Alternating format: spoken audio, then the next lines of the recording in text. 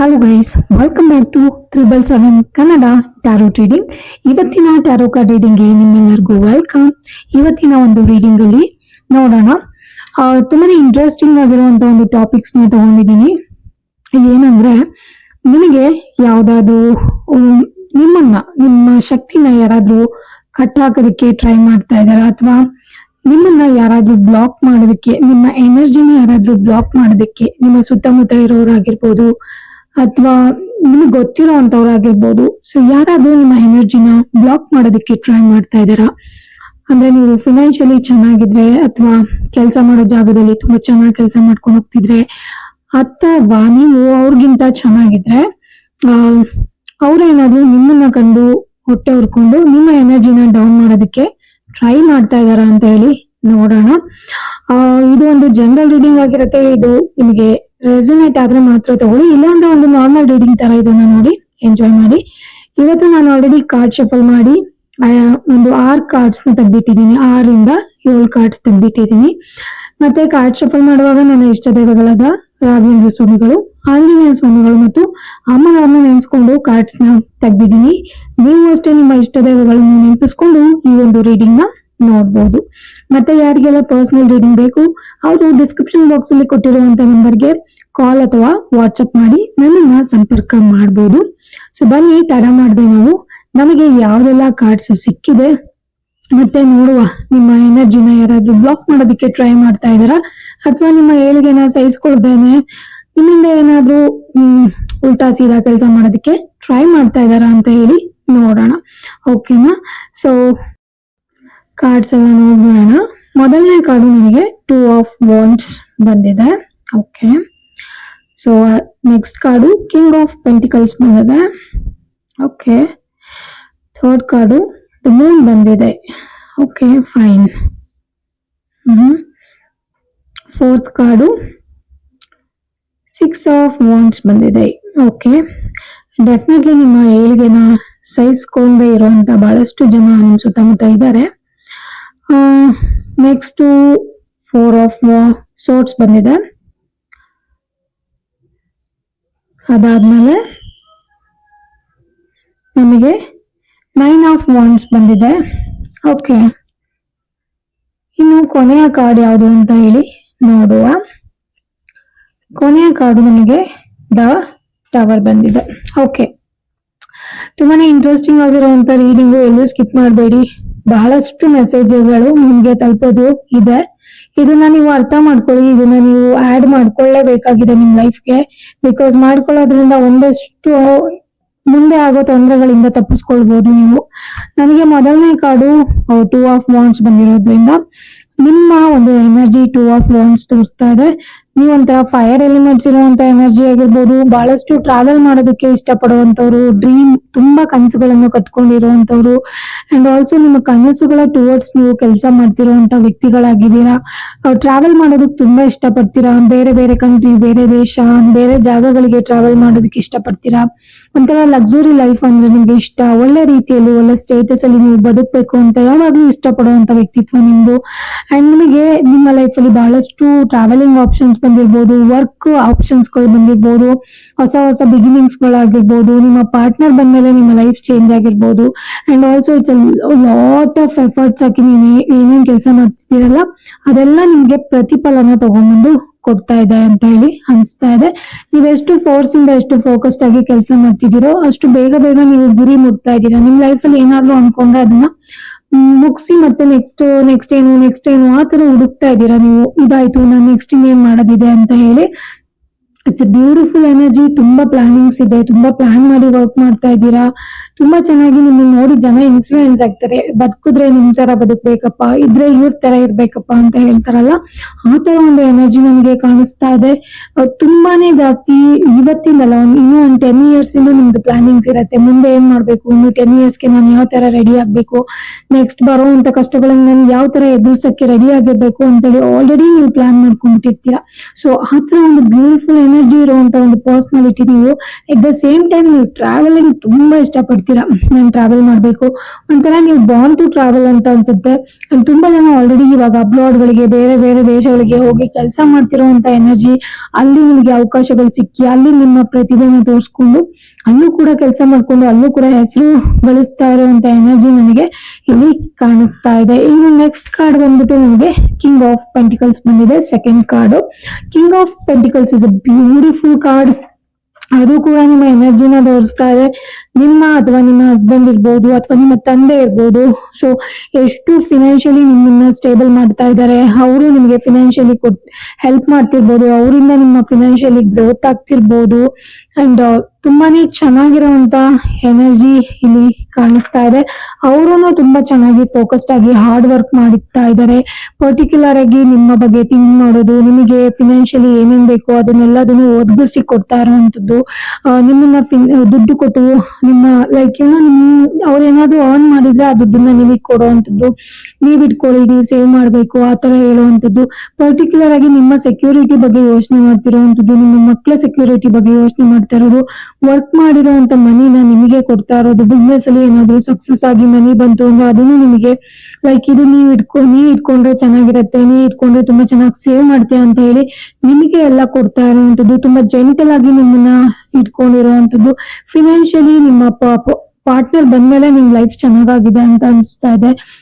ಮನೆ ತಗೊಂಡಿರ್ಬೋದು, ಲ್ಯಾಂಡ್ ತಗೊಂಡಿರ್ಬೋದು, ನಿಮ್ಮ life better ಆಗಿದೆ. ನಿಮ್ಮ ಹಸ್ಬೆಂಡ್ ಅಥವಾ ವೈಫ್ ಬಂದ್ಮೇಲೆ ನಿಮ್ಮ ಒಂದು ಲೈಫ್ ತುಂಬಾ ಬೆಟರ್ ಆಗಿರುವಂತದ್ದು. ಒಂಥರ ಸೆಕ್ಯೂರಿಟಿ ತರ, ಲೈಕ್ ನಿಮ್ಗೆ ಒಂಥರ ಗಾರ್ಡ್ ತರ ಅವರು ಕೆಲಸ ಮಾಡ್ತಾ ಇದಾರೆ ನಿಮ್ಮ ಲೈಫ್ಗೆ. ಅಂಡ್ ತುಂಬಾ ಲಾಯಲ್ ಆಗಿರುವಂತ ಎನರ್ಜಿ ಕೂಡ ಕಾಣಿಸ್ತಾ ಇದೆ. ಒಂಥರ ಫಾದರ್ಲಿ ಎನರ್ಜಿ ಕಾಣಿಸ್ತಾ ಇರೋದ್ರಿಂದ ಮೋಸ್ಟ್ ಆಫ್ ದ ಪೀಪಲ್ಗೆ ಇದು ಹಸ್ಬೆಂಡ್ ಎನರ್ಜಿ ಕಾಣಿಸ್ತಾ ಇದೆ. ತುಂಬಾ ಚೆನ್ನಾಗಿ ಫಿನಾನ್ಷಿಯಲಿ ನಿಮ್ಮ ಹಸ್ಬೆಂಡ್ ಇರ್ಬೋದು, ತಂದೆ ಇರ್ಬೋದು, ತುಂಬಾ ಸ್ಟ್ರಾಂಗ್ ಆಗಿದ್ದಾರೆ, ತುಂಬಾ ನಿಮ್ಮನ್ನ ಕಾಪಾಡ್ತಾ ಇದ್ದಾರೆ. ಒಂಥರ ಅವರೇ ನಿಮಗೆ ಕಿರೀಟನ ಇಟ್ಟಿರೋ ತರ, ಕ್ರೌನ್, ನೀವೇನಾದ್ರೂ ಇವತ್ತು ಕ್ರೌನ್ ನ ವೇರ್ ಮಾಡಿದ್ರೆ ಅದು because of them.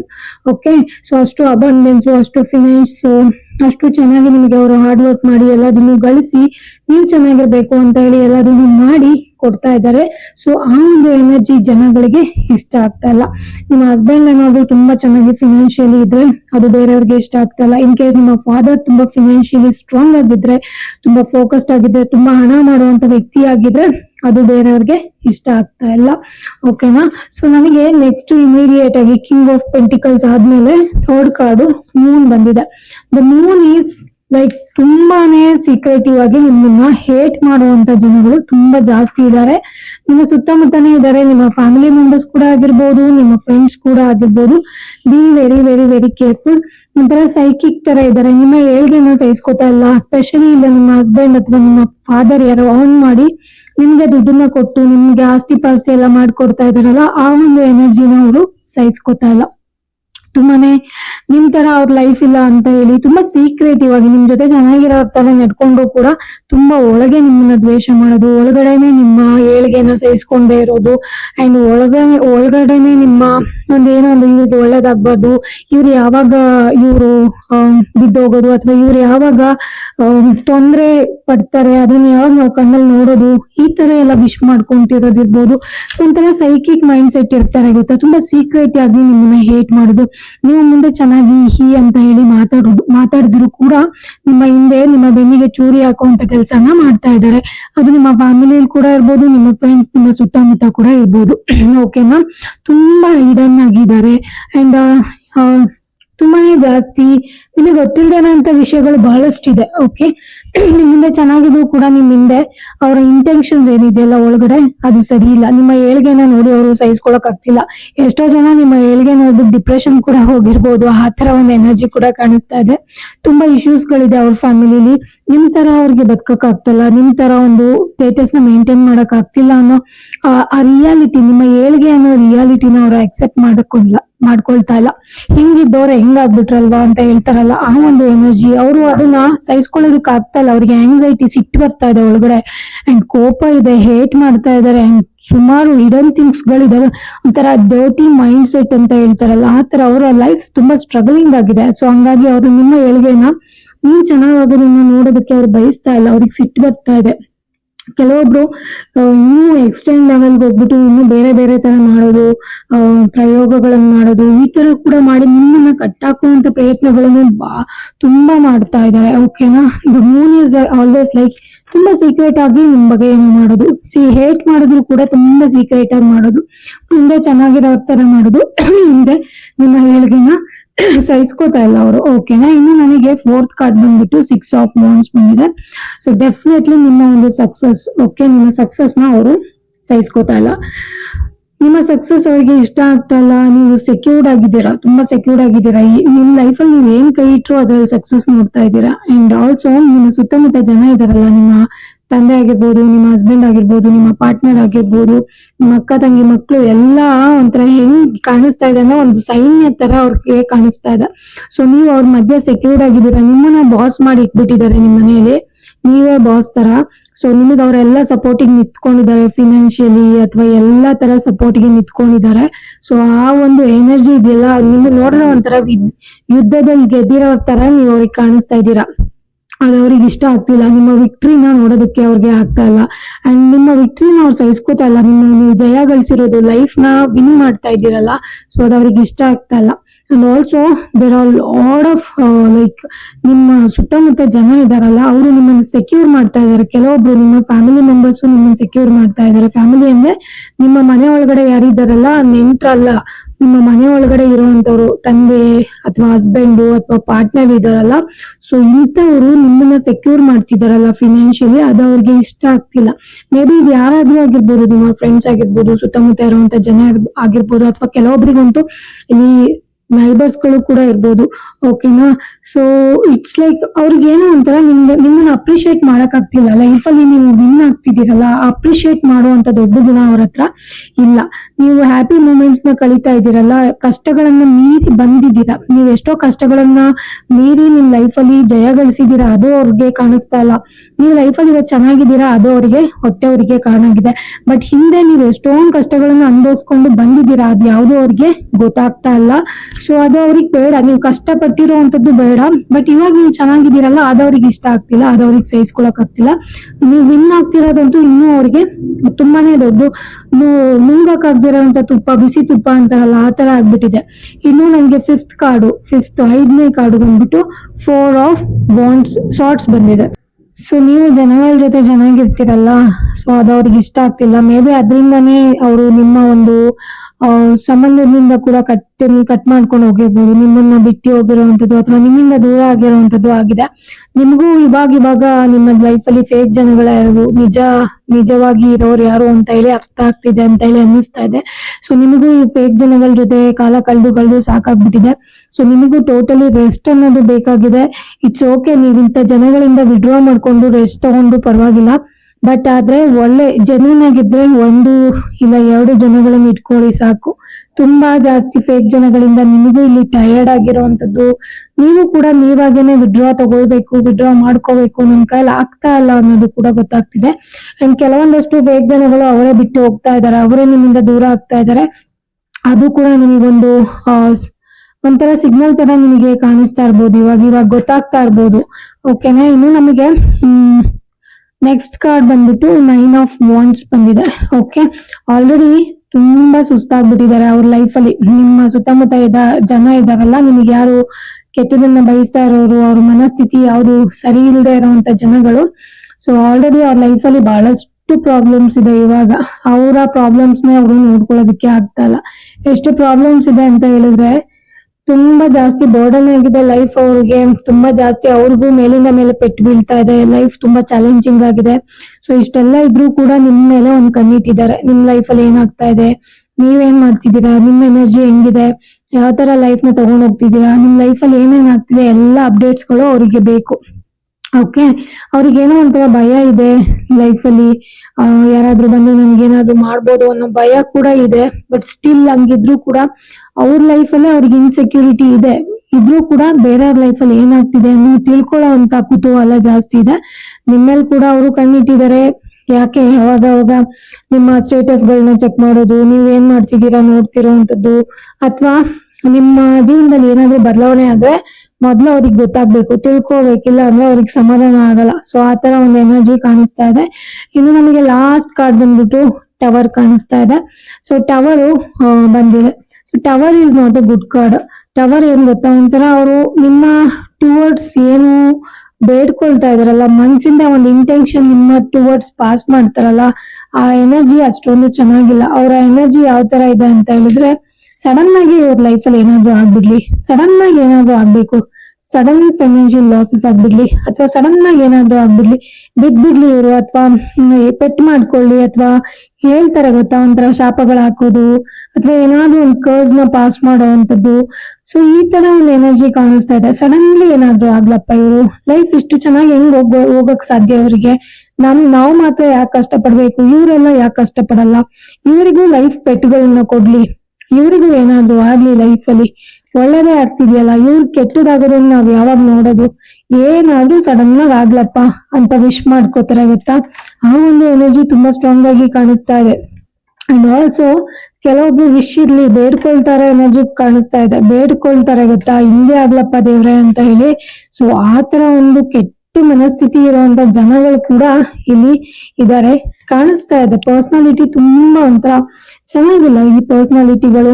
Job loss ಆಗ್ಲಿ ಅಂತ ಇರ್ಬೋದು, ಸಡನ್ ಆಗಿ ಏನಾದ್ರು ನಿಮ್ಗೆ ಇಂಜುರೀಸ್ ಗಳಾಗ್ಲಿ, ನೀವು ಬೀಳ್ಲಿ ಅಂತ ಹೇಳಿ ಹೆಲ್ತ್ ಇಶ್ಯೂಸ್ ಗಳು ಬರ್ಲಿ ಅಂತ ಇರ್ಬೋದು, ಅಥವಾ ಅನ್ಎಕ್ಸ್ಪೆಕ್ಟೆಡ್ ಏನಾದ್ರು ಆಗ್ಲಿ, ಇವರು ಮೆಂಟಲಿ ಸ್ಟಕ್ ಆಗ್ಲಿ, ಇವ್ರಿಗೆ ಸಾಧ್ಯನೇ ಆಗ್ಬಾರ್ದು ಅದರಿಂದ ಹೊರಗಡೆ ಬರೋದಕ್ಕೆ, ಏನಾದ್ರು ಒಂದು ಎಂಡ್ ಅನ್ನೋದಾಗ್ಲಿ ಅನ್ನೋದು ತುಂಬಾ ಜಾಸ್ತಿ ಬಯಸ್ತಾ ಇರುವಂತದ್ದು ಕಾಣಿಸ್ತಾ ಇದೆ. It's a very bad energy. ತುಂಬಾ ಜಾಸ್ತಿ ಇದೆ. ಒಂಥರ ಡಿಸ್ಟ್ರಾಕ್ಷನ್ಸ್ ಇದ್ ಮಾಡ್ತಾರಲ್ಲ ಆ ತರ ಇದೆ. ತುಂಬಾ ಕಂಟ್ರೋಲ್ ಮಾಡ್ತಾರೆ ಮೈಂಡ್ ಅಲ್ಲಿ ನಿಮ್ ಬಗ್ಗೆ ಥಿಂಕ್ ಮಾಡಿದಾಗೆಲ್ಲ.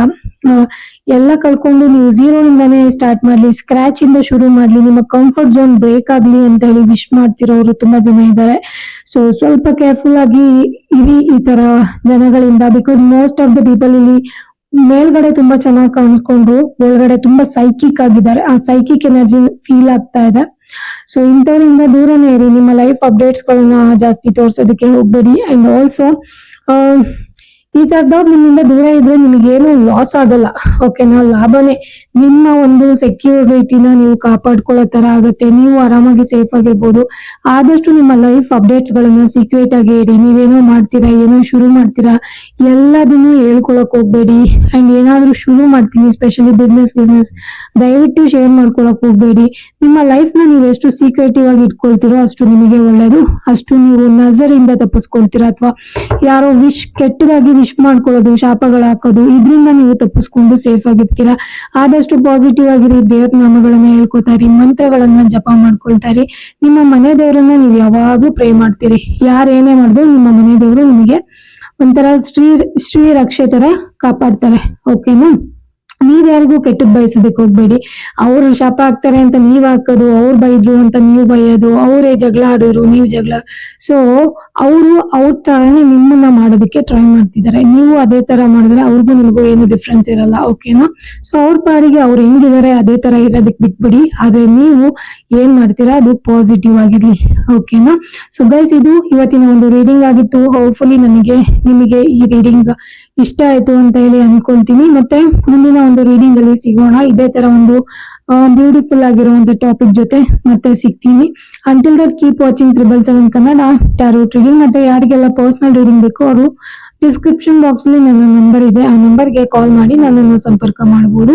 ವಿಡಿಯೋನ ಸಂಪೂರ್ಣವಾಗಿ ನೋಡೋದಕ್ಕಾಗಿ ಧನ್ಯವಾದಗಳು. ಯಾರೆಲ್ಲ ಇನ್ನು ಸಬ್ಸ್ಕ್ರೈಬ್ ಮಾಡದೆ ನೋಡ್ತಾ ಇದ್ದೀರಾ, ದಯವಿಟ್ಟು ವಿಡಿಯೋನ ಸಬ್ಸ್ಕ್ರಿಪ್ಷನ್ ಮಾಡ್ಕೊಂಡು ನೋಡಿ. ಮತ್ತೆ ಸಿಗೋಣ. Thank you so much.